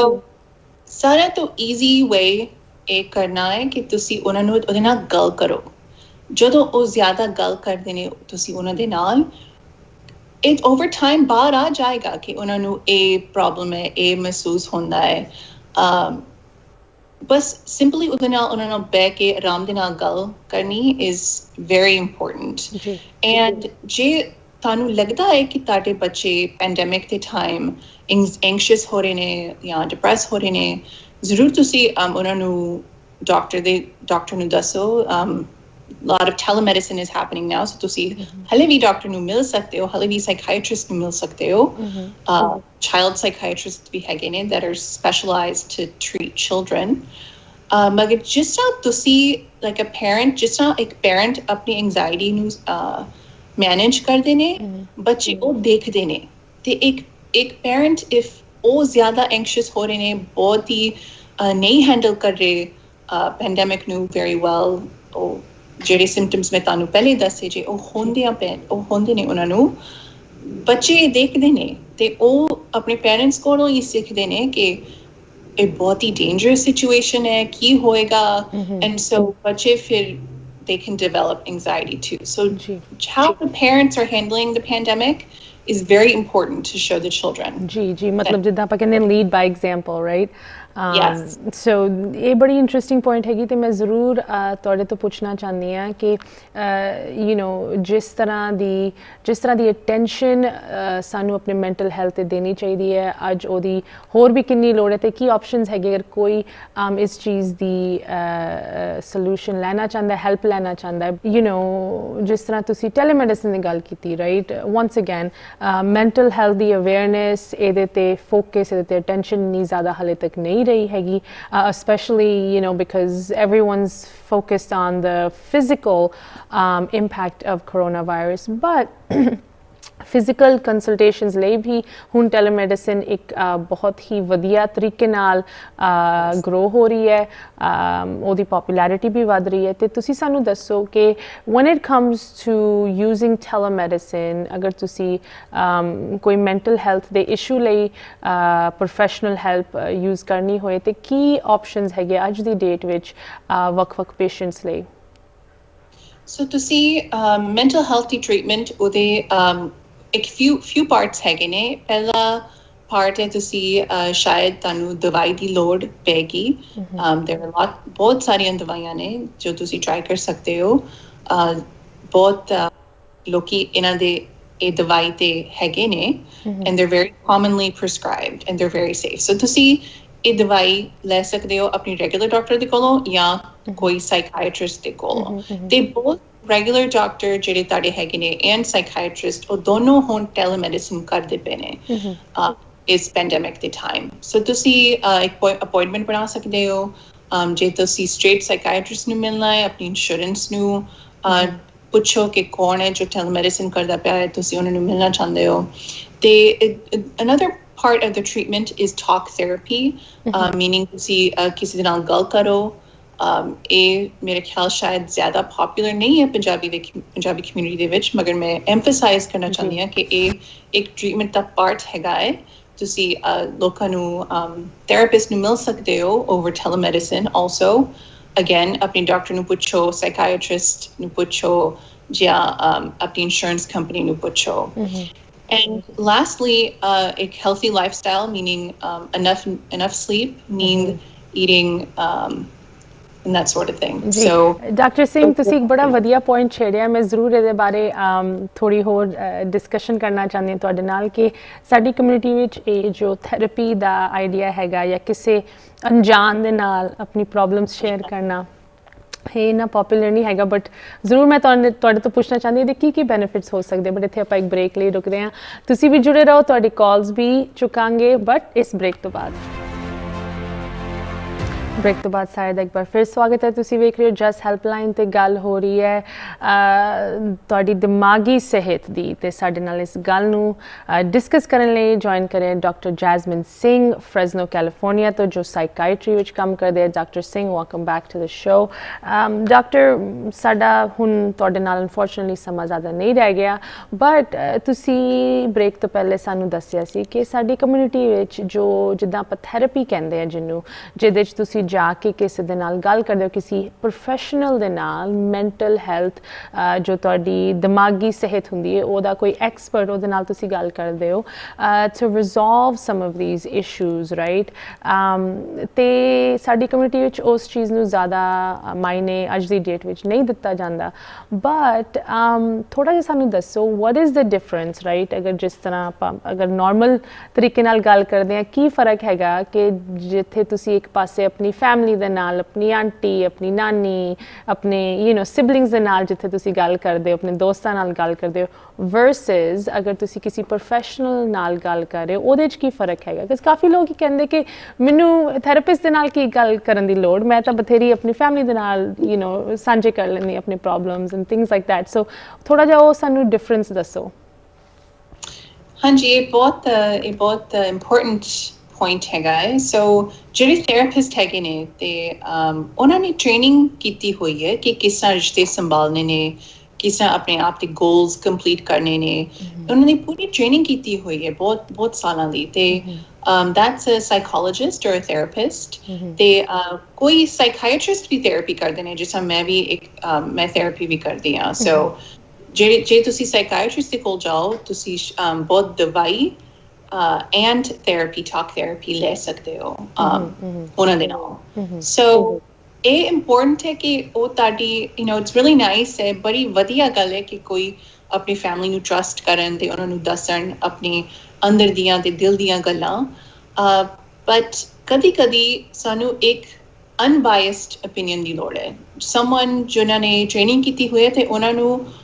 ਨੂੰ ਕੋਈ ਫਰਕ ਨਹੀਂ ਪੈਂਦਾ ਤੁਸੀਂ A ਕਰੋ ਜਾਂ B ਕਰੋ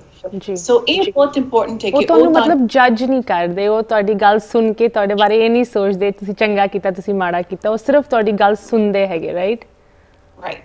ਐਂਡ ਕਈ ਲੋਕਾਂ ਨੂੰ ਸ਼ਾਇਦ ਜਿਹਨਾਂ ਨੂੰ ਆਪਣੀ ਫੈਮਿਲੀ ਦੇ ਨਾਲ ਗੱਲ ਨਹੀਂ ਕਰ ਸਕਦੇ ਕਿਉਂਕਿ ਜਦੋਂ ਵੀ ਉਹ ਕੁਝ ਡਿਫਿਕਲਟ ਸਿਚੁਏਸ਼ਨ ਹੈਗੀ ਹਾਂਜੀ ਕੋਈ ਡਿਫਿਕਲਟ ਟੌਪਿਕ ਉਹਦੀ ਗੱਲ ਕਰਨੀ ਚਾਹੁੰਦੇ ਨੇ ਮੇਬੀ ਉਹਨਾਂ ਦੇ ਪੇਰੈਂਟਸ ਉਹਨੂੰ ਯੈਲ ਕਰਦੇ ਨੇ ਜਾਂ ਉਹਨਾਂ ਦੀ ਗੱਲ ਨਹੀਂ ਸੁਣਦੇ ਤੇ ਉਹ ਵੈਰੀ ਇੰਪੋਰਟੈਂਟ ਗੱਲ ਉਹ ਡਿਸਕਸ ਕਰਨਾ ਚਾਹੁੰਦੇ ਨੇ ਸੋ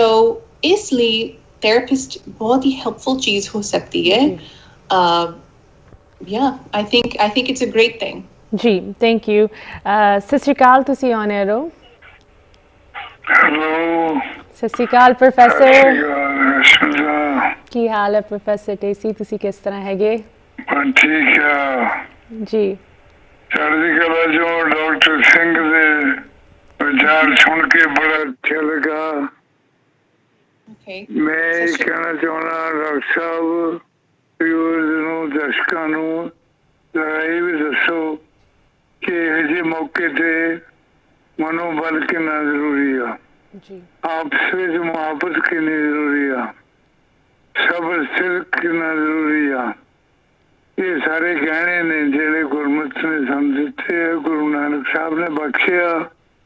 ਜੀ ਵਿਲ ਪਾਵਰ ਜਿਹਨੂੰ ਕਹਿ ਦਿੰਦੇ ਆਪਾਂ ਅੰਗਰੇਜ਼ੀ 'ਚ, ਵਿਲ ਪਾਵਰ ਤਾਂ ਹੀ ਆਉਂਦੀ ਹੈ ਸਬਰ ਸਿਦਕ ਤੇ ਮੁਸ਼ਕਿਲ ਦੇ ਸਮੇਂ ਬੰਦਾ ਘਬਰਾਵੇ ਨਾ, ਕਮਿਟਮੈਂਟ ਕਾਇਮ ਰੱਖੇ। ਜੀ ਇਹ ਤੁਸੀਂ ਦੱਸੋਗੇ ਤੇ ਜ਼ਿਆਦਾ ਅਸਰ ਹੋਊਗਾ, ਜੀ ਜੀ ਕਿਉਂਕਿ ਡਾਕਟਰ ਇਹ ਅਸ਼ਮਤਾ ਨੂੰ ਮੈਂ ਵਧਾਈ ਦਿੰਦਾ। ਇਹ ਜਿਹੜਾ ਚੈਨਲ ਆ ਇਹ ਡਾਕਟਰਾਂ ਦਾ ਚੈਨਲ ਬਣ ਗਿਆ। ਇਹ ਡਾਕਟਰ ਸਿੰਘ ਜੀ ਤੁਹਾਡਾ ਚੈਨਲ ਆ। Thank you, thank you. ਮੇਰਾ ਖਿਆਲ ਆ ਅਣਗਿਣਤ ਡਾਕਟਰ ਪੇਸ਼ ਹੋਇਆ ਇੱਥੇ ਇਸ ਚੈਨਲ ਦੇ ਉੱਤੇ। ਜਿਸ ਢੰਗ ਨਾਲ ਜਸ ਪੰਜਾਬੀ ਨੇ ਡਾਕਟਰਾਂ ਨੂੰ ਜੋੜਿਆ ਲੋਕਾਂ ਨਾਲ, ਦਰਸ਼ਕਾਂ ਨਾਲ, ਹੋਰ ਕਿਸੇ ਚੈਨਲ ਨੇ ਨਹੀਂ ਕੀਤਾ। ਡਾਕਟਰ ਸਿਰਫ ਇਹ ਕਰਦੇ ਆ ਹੋਰ ਚੈਨਲ ਦੇ ਕਿ ਲੋਕਾਂ ਨੂੰ ਥੋੜਾ ਜਿਹਾ ਡਰਾਉਂਦੇ ਆ ਤੇ ਉਹਨਾਂ ਨੂੰ ਬਚ ਕੇ ਚੱਲਣ ਲਈ ਕਹਿੰਦੇ ਆ। ਲੇਕਿਨ ਸਾਡੇ ਡਾਕਟਰ ਲੋਕਾਂ ਨੂੰ ਹੌਸਲਾ ਰੱਖਣ ਲਈ, ਉਹਨਾਂ ਨੂੰ ਅੱਗੇ ਵਧਣ ਲਈ, ਉਹਨਾਂ ਨੂੰ ਆਪਸ ਵਿੱਚ ਮੁਹੱਬਤ ਕਰਨ ਲਈ ਦੱਸਦੇ ਆ। ਜੀ ਬਹੁਤ ਚੰਗਾ। ਮੇਰਾ ਖਿਆਲ ਆ ਵੀ ਡਾਕਟਰ ਜਿਹੜੀ ਇਸ ਵੇਲੇ ਮੁਸੀਬਤ ਇਹ ਤੋਂ ਬਾਅਦ ਵੀ ਜਸ ਪੰਜਾਬੀ ਨਾਲ ਜੁੜੇ ਰਹਿਣਗੇ। ਜੀ ਜੀ ਵਾਹਿਗੁਰੂ ਜੀ ਕਾ ਖਾਲਸਾ, ਵਾਹਿਗੁਰੂ ਜੀ ਕੀ ਫਤਿਹ। Thank you so much professor Tessy, ਸਾਡੇ ਨਾਲ ਹਮੇਸ਼ਾ ਜੁੜਦੇ ਹੈ। ਤੇ ਡਾਕਟਰ ਸਿੰਘ ਤੁਹਾਡਾ ਵੀ ਥੈਂਕ ਯੂ। ਇਹਨਾਂ ਦੇ ਕਮੈਂਟ ਤੋਂ ਬਾਅਦ ਮੈਂ ਤਾਂ ਜ਼ਿਆਦਾ ਕੁਝ ਨਹੀਂ ਕਹਿ ਸਕਦੀ, ਬਟ ਮੈਂ ਜ਼ਰੂਰ ਚਾਹਾਂਗੀ ਕਿ ਤੁਸੀਂ ਜਾਂਦੇ ਜਾਂਦੇ ਇੱਕ ਕਲੋਜ਼ਿੰਗ ਕੋਈ ਮੈਸੇਜ ਅਗਰ ਤੁਹਾਡੇ ਕੋਲ ਹੈਗਾ ਸਾਡੀ ਕਮਿਊਨਿਟੀ ਲਈ ਜ਼ਰੂਰ ਉਹਨਾਂ ਨੂੰ ਸੁਣਾ ਕੇ ਜਾਓ। Yes. So Mera, thank you for having me. Thank you Just TV. Thank you Ashmita. Tara बहुत बहुत शुक्रिया। मेरा ख्याल है कि साइकाइट्री ते एंजाइटी ते डिप्रेशन ਦੀਆਂ ਗੱਲਾਂ ਬਹੁਤ ਅਹਿਮ ਨੇ ਇਸ ਟਾਈਮ, ਮਗਰ ਇਸ ਤੋਂ ਪਹਿਲੇ ਤੇ ਇਸ ਤੋਂ ਬਾਅਦ ਵੀ ਇਹ ਪ੍ਰੋਬਲਮਸ ਬਹੁਤ ਇੰਪੋਰਟੈਂਟ ਹੈਗੀਆਂ ਨੇ, ਕਿਉਂਕਿ ਬਹੁਤ ਅਸਰ ਕਰ ਸਕਦੇ ਨੇ ਸਾਡੀ ਦਿਮਾਗ ਤੇ, ਸਾਡੀ ਸਰੀਰ ਤੇ ਸਾਡੀ ਜ਼ਿੰਦਗੀ ਦੇ ਉੱਪਰ। ਸੋ ਮੇਰਾ ਖਿਆਲ ਹੈ ਜੇ ਤੁਸੀਂ ਇਹ ਪ੍ਰੋਬਲਮਸ ਤੁਸੀਂ ਸੋਚਦੇ ਹੋ ਕਿ ਤੁਹਾਨੂੰ ਇਹ ਹੋ ਸਕਦਾ ਹੈ, ਤੁਸੀਂ ਜ਼ਰੂਰ ਆਪਣੇ ਡਾਕਟਰ ਨੂੰ ਦੱਸੋ। ਉਹ ਤੁਹਾਨੂੰ ਇੱਕ ਸਾਈਕਾਇਟਰਿਸਟ ਨਾਲ ਕਨੈਕਟ ਕਰ ਸਕਦੇ ਨੇ। ਫਿਰ ਤੁਸੀਂ ਪਲੀਜ਼ ਇਹ ਬਿਮਾਰੀਆਂ ਦਾ ਇਲਾਜ ਕਰੋ। ਇਹ ਬਿਮਾਰੀਆਂ ਸਾਰਿਆਂ ਨੂੰ ਇਫੈਕਟ ਕਰਦੇ ਨੇ, ਇਹ ਪੰਜਾਬੀ ਜਾਂ ਕੋਈ ਹੋਰ ਸਾਰਿਆਂ ਨੂੰ ਹੋ ਸਕਦਾ ਹੈ। ਸੋ ਪਲੀਜ਼ ਇਹ ਬਿਮਾਰੀਆਂ ਦਾ ਤੁਸੀਂ ਇਲਾਜ ਕਰੋ। ਨਾ ਸੋਚੋ ਕਿ ਬਸ ਚਲੀਆਂ ਜਾਣਗੀਆਂ। ਇਹ ਮੈਡੀਕਲ ਪ੍ਰੋਬਲਮਸ ਨੇ ਤੇ ਪਲੀਜ਼ ਤੁਸੀਂ ਆਪਣੇ ਆਪ ਦਾ ਧਿਆਨ ਰੱਖੋ, ਆਪਣੀ ਫੈਮਿਲੀ ਦਾ ਧਿਆਨ ਰੱਖੋ ਤੇ ਬਸ ਹੈਲਥੀ ਰਹੋ ਤੇ ਪੈਂਡੇਮਿਕ ਹੋਪਫੁਲੀ ਸੂਨ ਖਤਮ ਹੋ ਜਾਏਗਾ ਤੇ hopefully all will get better soon. ਜੀ ਤੁਹਾਡੇ ਮੂੰਹ 'ਚ ਘੀ ਸ਼ੱਕਰ। Doctor Jasmin Singh, thank you so much for joining us. We wish you the best of luck, stay safe and ਜ਼ਰੂਰ ਤੁਹਾਨੂੰ ਰਿਕੁਐਸਟ ਕਰਾਂਗੇ ਕਿ ਜਿਸ ਤਰ੍ਹਾਂ ਇਹ ਚੀਜ਼ ਡਿਵੈਲਪ ਹੁੰਦੀ ਹੈ ਇਸ ਸਾਈਡ ਤੇ ਕੋਈ ਤੁਹਾਡੇ ਕੋਲ ਨਵੀਂ ਜਾਣਕਾਰੀ ਜਾਂ ਅਪਡੇਟਸ ਜਾਂ ਹੋਰ ਗੱਲ ਸਾਡੇ ਨਾਲ ਸ਼ੇਅਰ ਕਰਨ ਲਈ ਹੈਗੀ, ਤੁਸੀਂ ਜ਼ਰੂਰ ਵਾਪਸ ਆ ਕੇ ਸਾਨੂੰ ਜੁਆਇਨ ਕਰੋ। ਬਟ ਇੱਥੇ ਸਾਡਾ ਇਹ ਇੰਟਰਵਿਊ ਖਤਮ ਹੋ ਜਾਂਦਾ ਹੈ। Thank you so much ones again for joining ਅਸ। ਬਾਕੀ ਵਿਊਅਰਸ ਨੂੰ ਮੈਂ ਕਹਿਣਾ ਚਾਹੁੰਦੀ ਹਾਂ ਤੁਸੀਂ ਕਿਤੇ ਨਾ ਜਾਓ, ਇੱਕ ਹੋਰ ਵਧੀਆ ਗੈਸਟ ਤੁਹਾਡੇ ਲੈ ਕੇ ਆ ਰਹੇ ਹਾਂ ਜਿੱਥੇ ਤੁਹਾਡੀ ਦਿਮਾਗੀ ਸਿਹਤ ਦੀ ਗੱਲ ਆਉਂਦੀ ਹੈ, ਇੱਕ ਮੈਡੀਕਲ ਸਾਈਡ ਤੋਂ ਤੇ ਇੱਕ ਸਪਿਰਿਚੁਅਲ ਸਾਈਡ ਤੋਂ ਵੀ ਗੱਲ ਹੋਣੀ ਚਾਹੀਦੀ ਹੈ ਤੇ ਉਹਦੀ ਵੀ ਡਿਸਕਸ਼ਨ ਕਰਾਂਗੇ ਇਸ ਬ੍ਰੇਕ ਤੋਂ ਉਸ ਪਾਰ।